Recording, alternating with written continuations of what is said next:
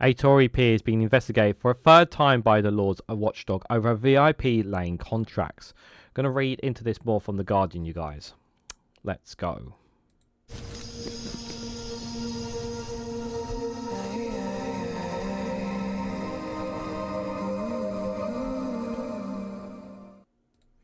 Good morning, good afternoon, good evening, wherever you are in the world. This is Reganelite here with an article from The Guardian with the headline that the Tory peers investigated for a third time by the Lord's watchdog over the VIP lane contracts. Investigations follow publications by the COVID-19 inquiry of messages said by Lord Chadlington introducing SG Recruitment to government. Guys, while you're here, make sure you hit the like button and share this across social media so others are notified of this video. You know, the one story that you hear highlighted the most when you think about the VIP lane contracts and is the whole Michelle Monet and the scandal with her and her husband basically procuring huge amounts of money of government contracts and not delivering pretty much anything there. Now, obviously, that is a criminal investigation. I believe that is still ongoing. But here, a third time being investigated by a Tory peer. This screams that there's something wrong here. And when you read into this more, it becomes a bit more clear that there's something wrong here. We know that the Conservatives were just giving money to their friends and their partners during a time of crisis in the UK. They really were putting the interest of their donors and their buddies before the interest of the general public. We know that. And unfortunately, there's still people out there who don't realise that the Conservatives never gave a damn about them, but they're still casting their vote for them. It's pretty disgusting, to say the least. But let's read into this story, you guys. So, a Conservative peer who introduced a company he was involved in to the government to supply PPE is under investigation for a third time for potential breaches to the rules governing members' conduct in the House of Lords. So the new investigation follows the publication by the COVID-19 public inquiry of text messages and emails sent by Peter Goma, whose peerage title is Lord Chadlington, introducing the company SG Recruitment. So Chadlington sent a text regarding the company on April the 19th, 2020 to David Cameron, requesting help with advice on approaching the government. 1 week later, the small loss-making nurse recruitment agency was rewarded a £23.9 million contract to supply coveralls. A month later, during the pandemic, in May 2020, SG Recruitment was awarded a second contract for £26.1 million to supply hand sanitiser. That's interesting. Is that a coincidence? The two contracts for a total of £50 million were processed via the then Conservative government's VIP lane, which gave them high priority to companies introduced by people with political connections. Chadlington, a Tory peer since 1996, is a former advisor to Cameron and John Major when they were Prime Ministers. He has had financial interest in SG Recruitment. He was a chair, a paid director, and a shareholder in the parent company, Sumner Group Holdings SGH, registered in Jersey. The new messages show that Cameron referred Chadlington to another Tory peer, Andrew Feldman, a close friend of Cameron, who was advising the Department of Health and Social Care on PPE procurement. You're seeing the picture. Yeah, I'm sure you guys are already seeing the picture as I'm going along with this. Chadlington's involvement in SG Recruitment to Feldman was investigated twice previously by the House of Lords Commissioner for Standards in 2022-2023, after reporting by The Guardian. The Commission cleared Chadlington both times of breaking the rule that prohibits peers from seeking to profit from the Lords membership by approaching ministers or officials in return for payment of financial incentive. The new investigation will examine again if Chadlington broke that rule when introducing the company to the government. And another rule prohibits peers from lobbying for companies in which they have a financial interest.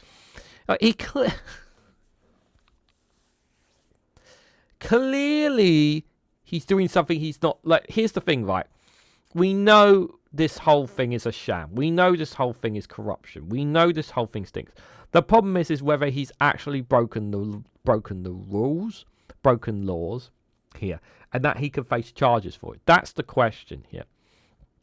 And the problem is, I feel like that the fact that he's already been investigated twice, has been cleared twice, and now going after him a third time. They're really desperate to pin it. It feels like that. I get the Guardian, and I get that they were really trying to pin this guy for what he's doing, But if he hasn't broken the rules, even though what's been going on here is blatant legal corruption, I don't see what they can do here.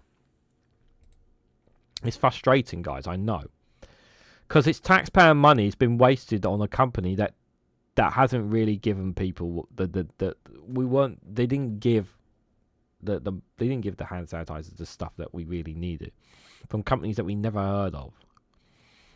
Chadlington told the Lords Commissioner in writing in August 2023 that he did not facilitate an introduction of SG Recruitment's majority owner, David Sumner, to Feldman.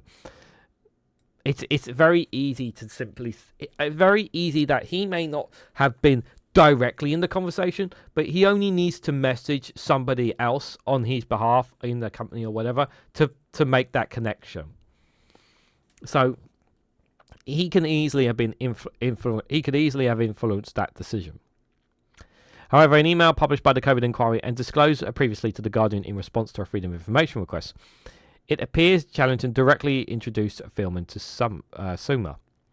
David Chadlington wrote addressing Sumner, copying them both in, "This is my friend Andrew Feldman. He can help you with PPE we discussed in this morning. Drop me off the chain, Peter." The announcement of the third investigation states that the Commissioner will also examine whether Chadlington has breached paragraph 9 of the Lord's Code of Conduct, in that members of the House should always act in their personal honour in the performance of their parliamentary duties and activities.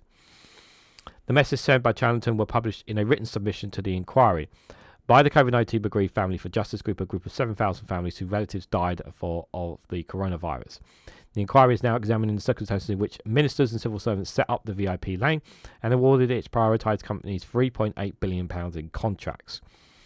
In its submission on SG Recruitment, the Bereaved COVID Family Group said, members of the public are entitled to form their own views as to whether the correspondence disclosed to the inquiry in relation to this contract is consistent with the accounts provided by Lord Chadlington's elsewhere. Invited to the comment by the Guardian, Chadlington's lawyers said, given the investigation by the Commissioner and given the ongoing inquiry, it would not be appropriate for our client to provide any comment in response to your inquiries. They said that Chadlington's position remains that the accounts he has previously given about his involvement are consistent with the message that has been sent and are now being published. The government says that it is in dispute with SG Recruitment over the non-fulfilment of one of its PPE contracts. Despite the £15 million deal in December, in December 2023, the company, which has been renamed, was put into liquidation, owing unpaid taxes to HMRC. The parent company went into liquidation in October 2022. Chadlington had resigned as director of April in 2021. This is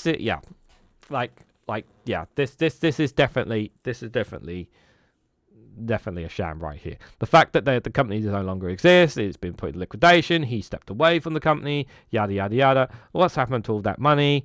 Has it really? Did they provide the procurement? Yeah. Like I said, the main one obviously is the Michelle Mon one, is that everyone's familiar with. But this one obviously is another one here. But the question is, are they actually going to be able to recoup some of that money? Is there actually going to be something going? Is Lord Chadlington's actually going to face action for this? And I really doubt it. I really doubt it. I want him to, for his part, because we know it stinks of corruption. We know that everything that was being done here was wrong. But whether anything will actually come out of this, I'm not holding my breath on it. And because the implementation is that this Labour government is keen on recouping a lot of money over this whole thing. Well, we'll have to wait and see, guys, as the COVID inquiry continues. For those who want to obviously see more of that, there is a YouTube channel called COVID-19 Inquiry. You could also follow them on there, and you could always watch the proceedings that take place whenever they go live, or watch back previous ones on that YouTube channel. And you could also look up the COVID-19 Inquiry just by Googling it, and if you want to find more information on on some of the things that have been taking place, you're more than welcome to do that as well.